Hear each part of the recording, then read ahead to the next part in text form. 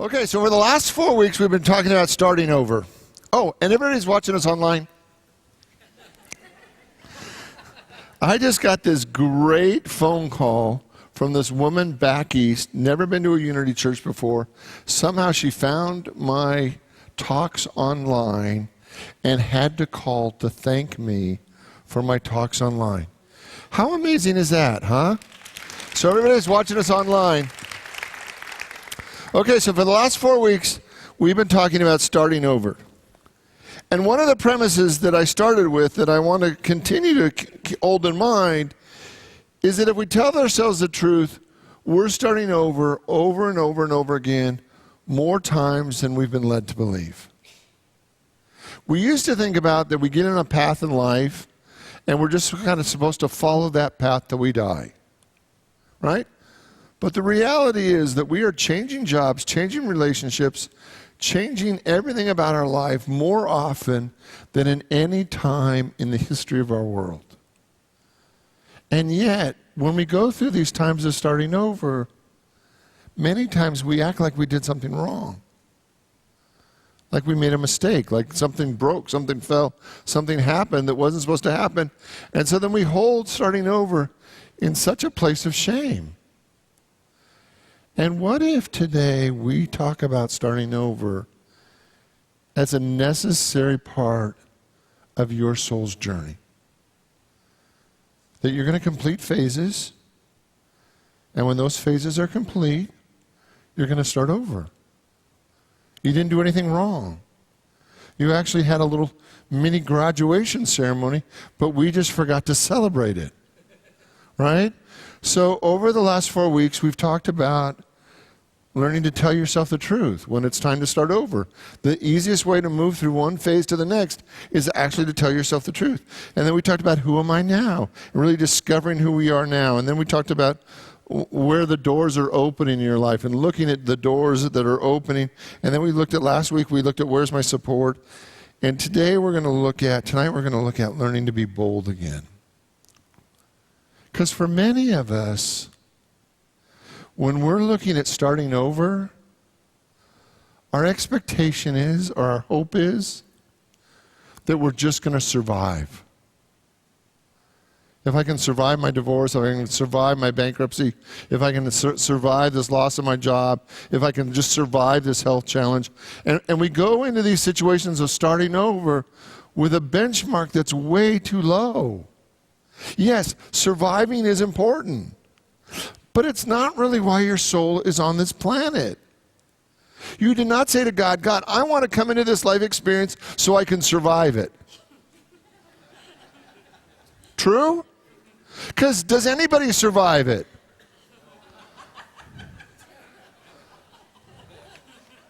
Right? I want you to see that. You are not going to survive this life experience. True? Can I get an amen from the house? You're not going to survive it. You're simply not going to survive it. There's going to be a moment where you're done and you did not survive it. Now, if your soul was just here to survive it, then every life would be a failure. True? You didn't come to survive. You came to thrive. And you came to thrive over and over and over again in various ways, in various situations, when it looks like the chips were down, when it looks like you had everything, that no matter what's going on in your life, you came to thrive. So on a scale of 1 to 10 tonight, just for you, on a scale of 1 to 10 tonight, are you living the best version of you? On a scale of 1 to 10, 10 being you were absolutely hitting it out of the park, that you are living the best version of you day in and day out, and you're just hitting it out of the park. A 1 is not so much, right? So on a scale of 1 to 10, how are you doing at thriving? How are you doing at living the best version of you? And then the question that I have for you is, what happened? What was the thing that caused you to stop fully living? Like, can you remember a moment or experience, a challenge, a problem, a bankruptcy, a divorce, a loss of your job, where you just started deciding it was okay to turn it down? The 3 or 4 was close enough. That nobody's really living at 10 anyway. So my 3 or 4 is better than all the people that are living 2s. Right? So what happened?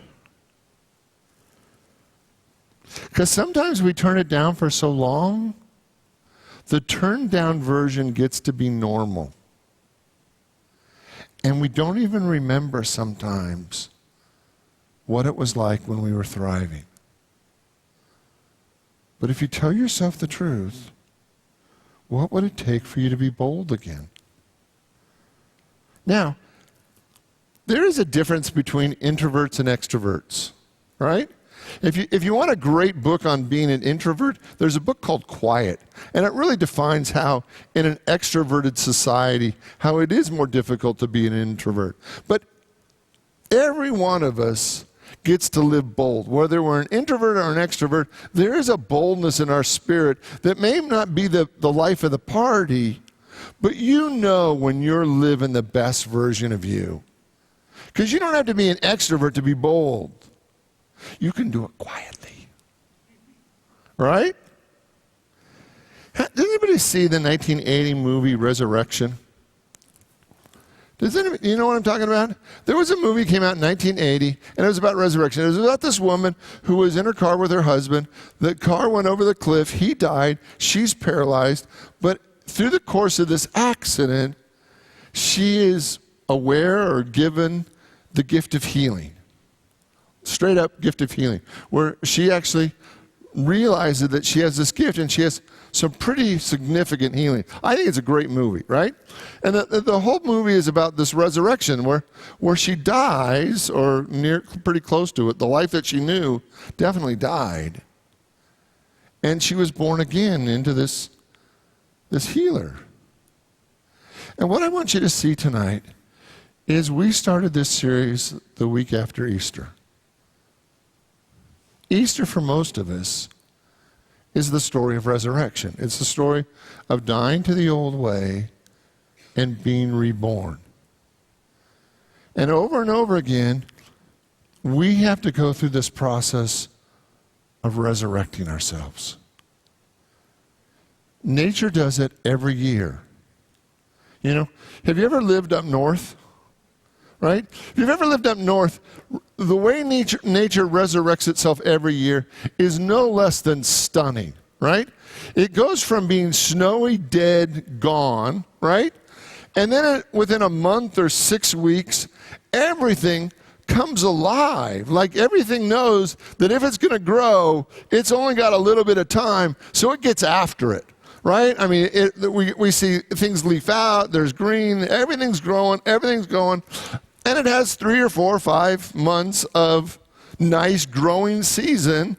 And then what happens? It gets cold, the leaves all turn colors, they all fall off, and for then 5 or 6 or 7 months, it looks like they're dead. And that's its whole life. Is that every year it's got these 3 or 4, 5, 6 months where it gets to show all of its glory, it dies, and it does it again, over and over and over again. Now, you would think at some point one of the bushes or one of the trees would say, oy vey.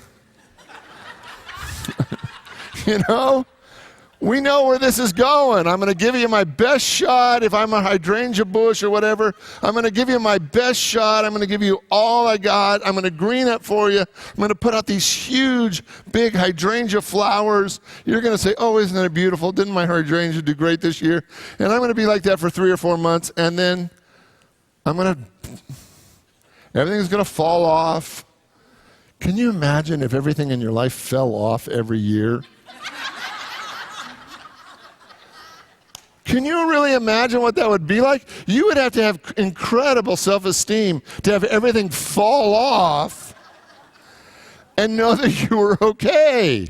I mean, it would take incredible self-esteem. But every year, nature, everything falls off, and the nature knows itself as whole and complete, even when everything's missing, and it does it all over again.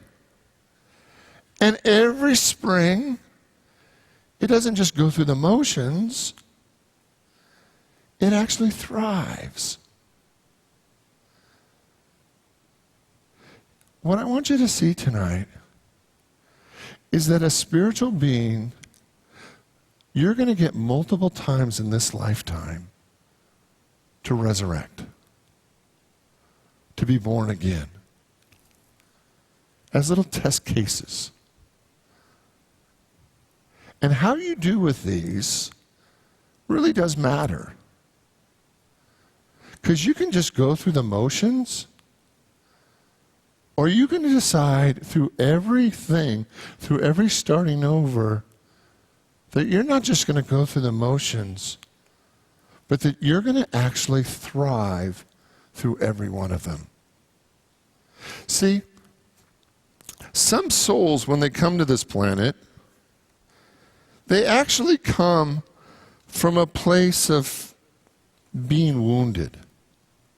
There are actually souls that come to this planet and they're still holding the wounds of past experiences. And there's some souls that come to this planet and they actually get wounded here, right? And there are some souls that get to experience both. You know, they come in a little wounded and they get a little bit more wounded, and they have to decide, even in their woundedness, how much are they going to live? So sometimes when we've been wounded by life, we think that's an excuse not to play full out. That gives us a reason. Oh, I've been wounded. I don't have to play the next round, or I don't have to play the next game full out. And I'd like to challenge that tonight. That I'm sorry that you've been wounded. I'm sorry that sometimes life hurts. That sometimes life is unfair. That sometimes you do have to start over. But you don't have permission not to live anymore. See, I think we all made a commitment to God.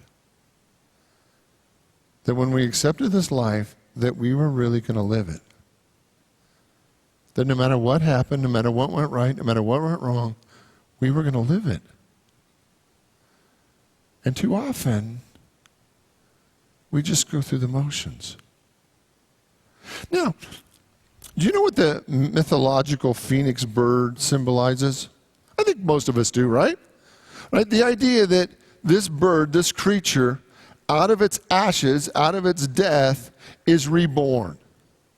And that it can be reborn an infinite number of times out of its ashes, out of the last version of itself, out of its old remains, it is reborn into new life. And what I want you to see tonight, what's important for you to see tonight, is that you're going to be reborn a whole lot. In this lifetime, and in, I'm just going to say this, and in many lifetimes.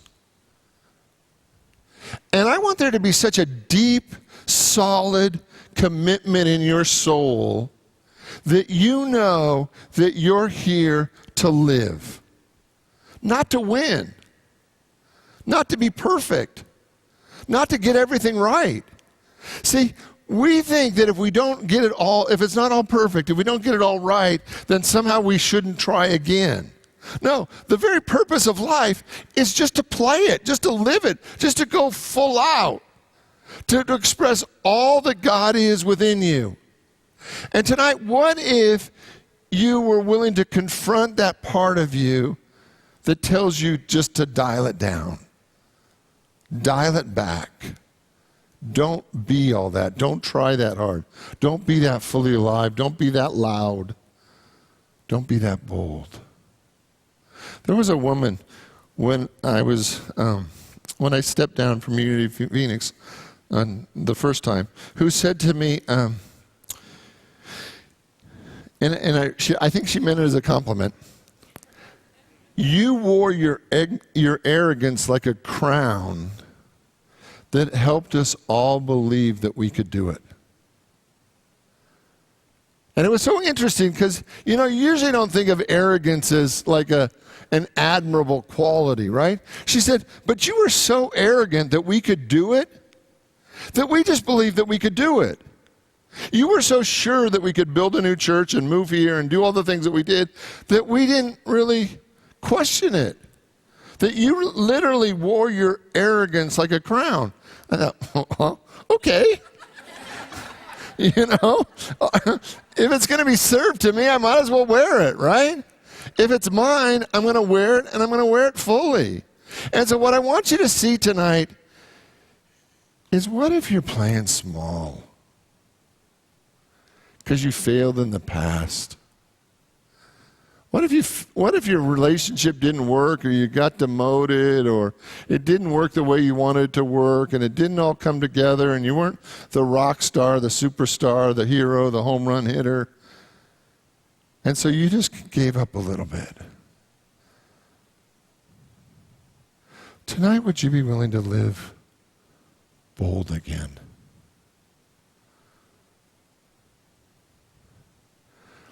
I have a friend. When we play golf, we don't keep score. Now, people who play golf, if you tell them that, they get really offended. Right? Because, why do you bother to play golf if you're not going to keep score, right? And it's like, we play golf because it's green, it's grass, it's beautiful, and we like to hang out together. And we found that we were both just a little too neurotic to keep score. Right? So for us, it just works better, right? And what I see is about life is kind of the same way. Sometimes we keep score so diligently that we actually stop living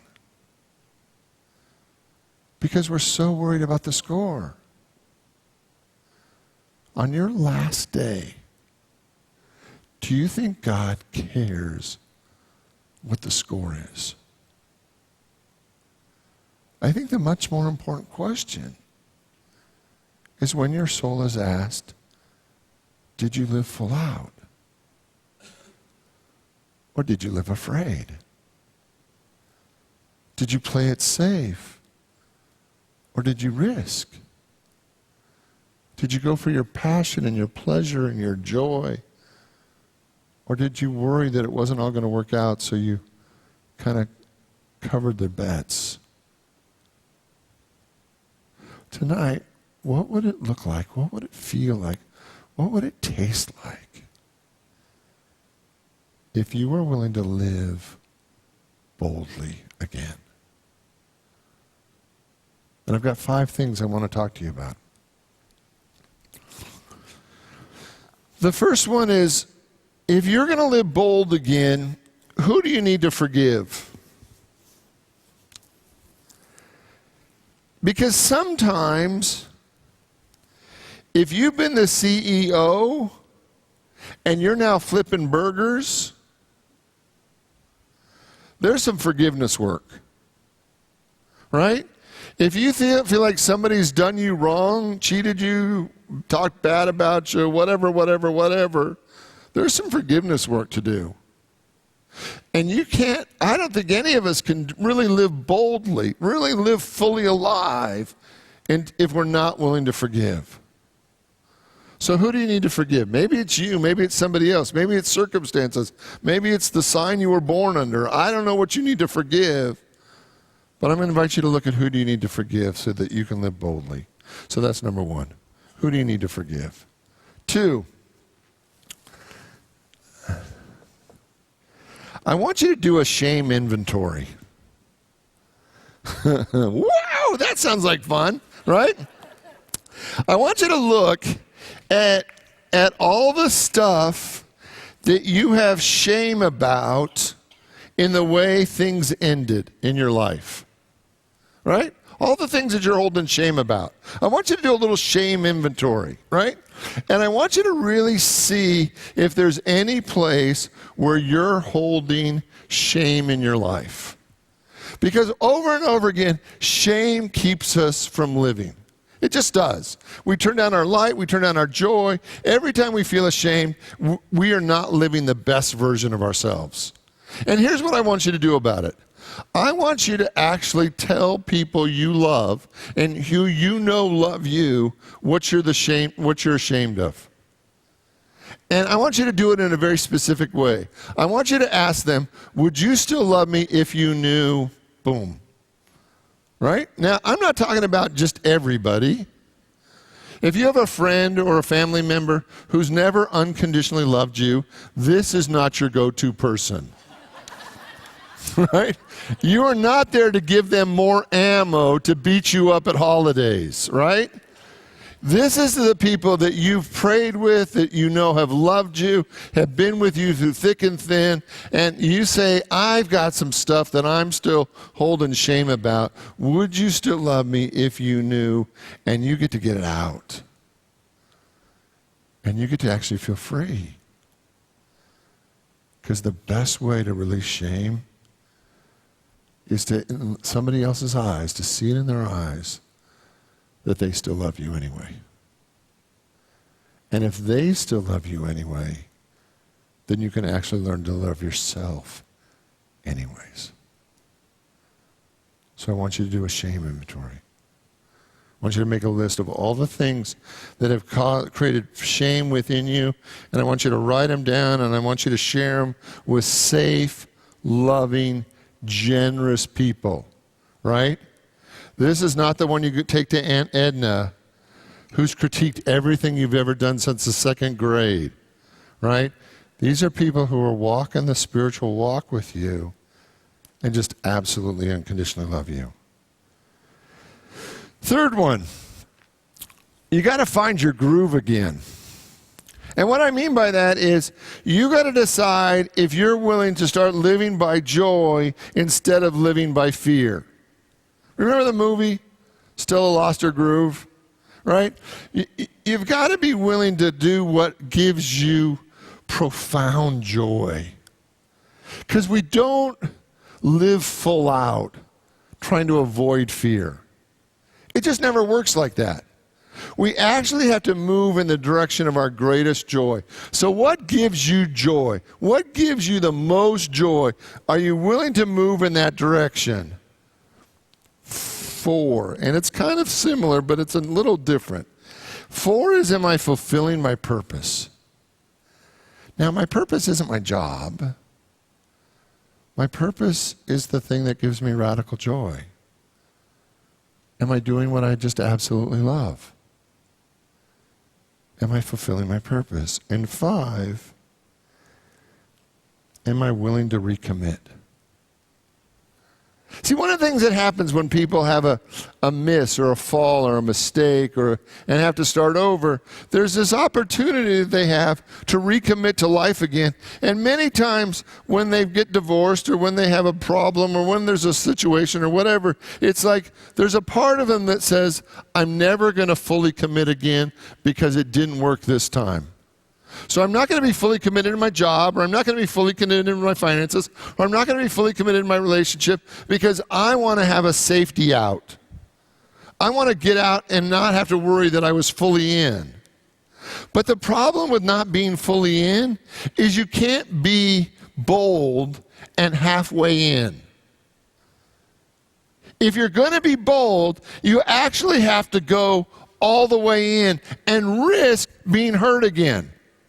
Right? Well, why would I risk being hurt again? Because I want to be alive. I want to be alive.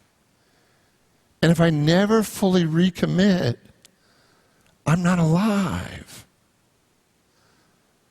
So are you willing to recommit in those moments, in those situations that allow you to express all of it? So let me give them to you again, all 5. First one is, who do you need to forgive? What do you need to forgive? Second one is doing a shame inventory. I know that's the one you're going to love the most. 3 is finding your groove. 4 is fulfilling your purpose. And 5 is recommit to your greatness. One of my favorite scriptures is in the book of Joshua. And what I love about Joshua is that Joshua had this incredible role. He was Moses' number 2. He was his second in command. And just as they're about to enter the promised land, Moses dies. And the one that is called then to lead them into the promised land is Joshua. And Joshua has always been number 2. He's always been number 2. And now he's been given the most important task of not just leading them as they wander around the wilderness, but actually helping them in being people that are able to attain the promised land. And for me, the first chapter, the first book of Joshua is probably the most dynamic spiritual teaching in the whole Bible for me, as how do you attain greatness? Because God is speaking right to Joshua. And this is just one of the lines. This is verse 9, chapter 1. Have I not commanded you? Be strong and of good courage. Don't be fearful or discouraged, because I, the Lord your God, is with you wherever you go. So you ready for your homework? So your homework this week is to tell yourself the truth. We're kind of ending where we began. And what I want you to see tonight is, I want you to tell yourself the truth about your own aliveness, about your own boldness. And I know that dialing it back sometimes feels safer, but you're going to die anyway. You literally are going to die anyway.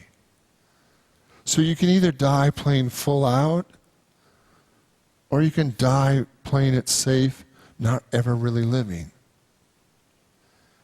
And I vote for living. So if you told yourself the truth, what would it look like if you lived full out?